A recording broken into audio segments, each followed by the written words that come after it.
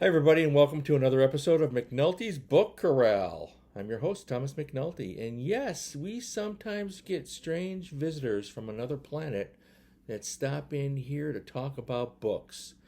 As you've guessed, today we're talking about science fiction. Science fiction has been called the literature of ideas. It touches upon a lot of themes, images, motifs, and so forth, alternate universes, social commentary, technology, totalitarian society, totalitarian governments, dystopian societies, space opera, pure adventure stories, etc. Where did it all begin and how did it come to be? Well, for my money, I believe it was this guy, Jules Verne. This is the Airmont paperback of 20,000 Leagues Under the Sea. Now, if you haven't seen my episode on scary books where I talk about collecting vintage Airmont paperbacks, go back and look at that.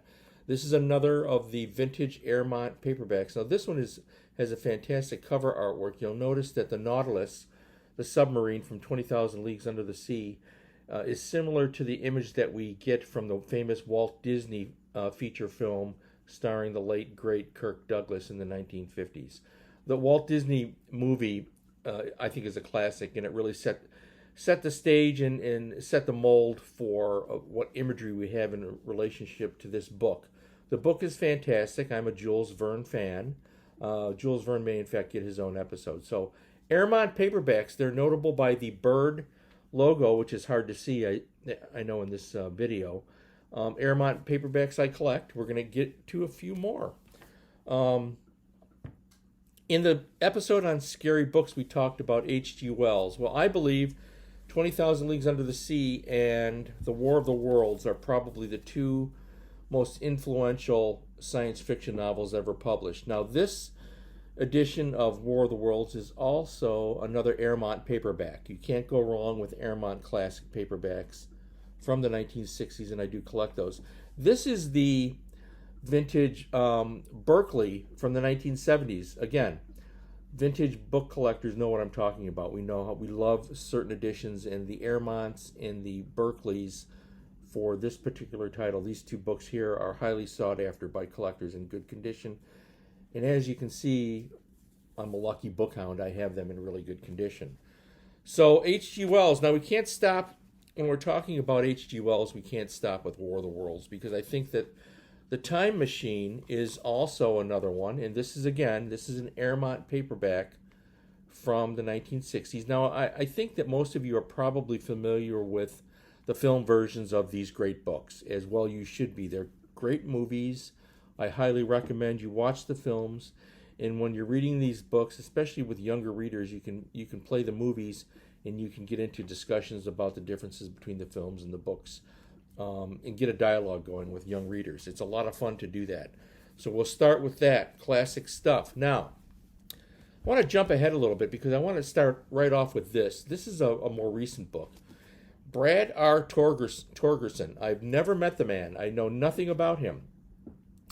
I bought this book because I read reviews of it, and I think it's a modern masterpiece. So I want to get a plug out there for a current living author. And here we have Mr. Torgerson is The Chaplain's War. What a great book.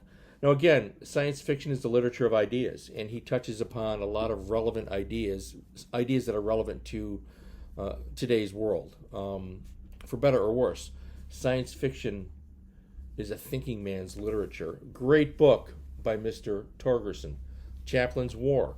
Now, we're going to go back in time. I want to touch upon a couple of classic methods, and this, of course, is another one where we have a famous film based upon the book. The film is called The Incredible Shrinking Man. I'm sure you've seen it. If you haven't, find it. Great movie. And then Childhood's End by Arthur C. Clarke. This is hard-boiled 1950s golden age science fiction I'm showing you now. And then This Island Earth, yet another one that has a film out there. I think the book is better than the film.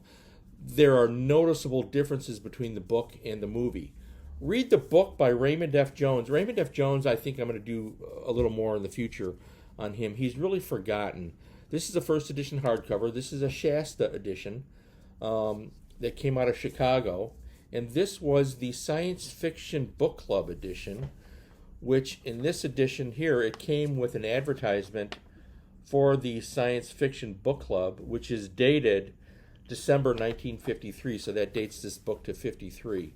It's actually a little bit older than I am. And I love the fact that I have the advertisement from the Science Fiction Book Club that put this book out from 1953, included with this rare hardcover.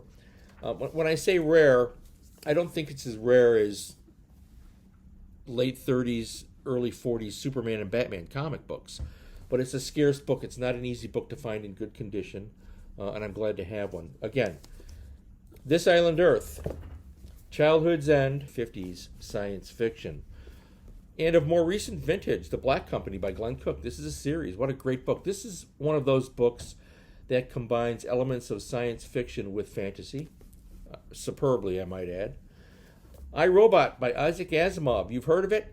Find it, read it, fill that space on your bookcase. Go to Amazon right now. Isaac Asimov, one of the greats.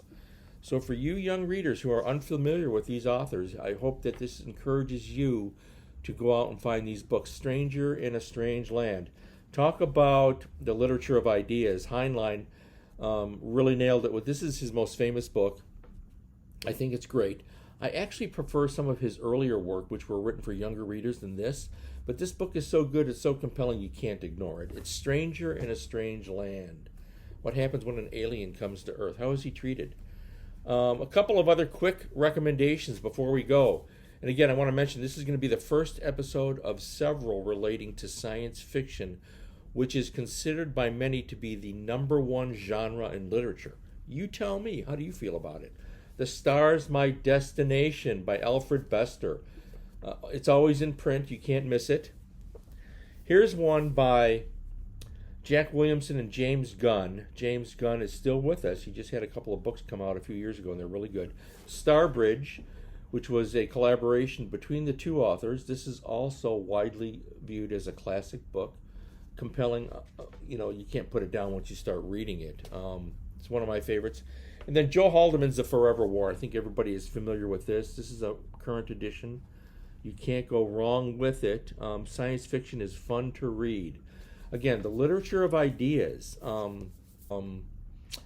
It's thought-provoking, and science fiction is meant to be thought-provoking. It gets you thinking. So educate yourself with some science fiction. You've got that bookcase in your den, and you want to put something there. What do? Well, this is just the beginning.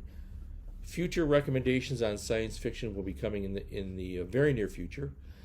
As always, thank you for listening, and remember, stay well, stay happy, feed your brain, read a book.